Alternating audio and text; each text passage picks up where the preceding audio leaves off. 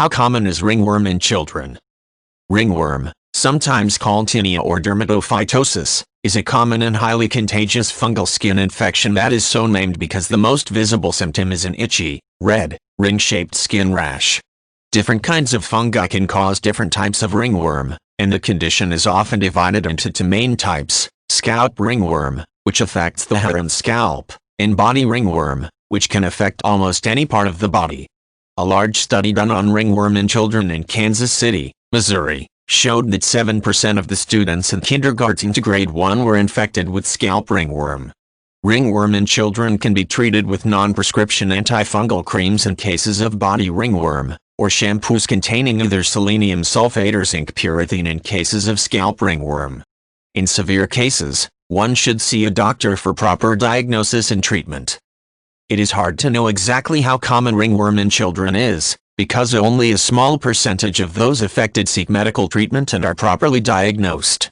Also, a fungal infection of this kind often heals by itself without any medical treatment, or can be successfully cured with over-the-counter antifungal creams and shampoos. However, medical authorities in the United States estimate that between 20% to 80% of the country's population will suffer, or have suffered, from some type of ringworm infection at some point in their life. The 5 most common types of fungal tinea infections are athlete's foot, jock itch, scalp ringworm, nail ringworm, and body ringworm. Each is caused by a different species of fungus.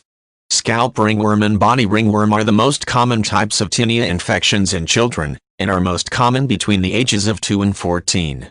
Symptoms of scalp ringworm include hair loss, itching, dandruff-like flakes, scaly patches on the scalp, a rash on the scalp, and sometimes also a rash on the body.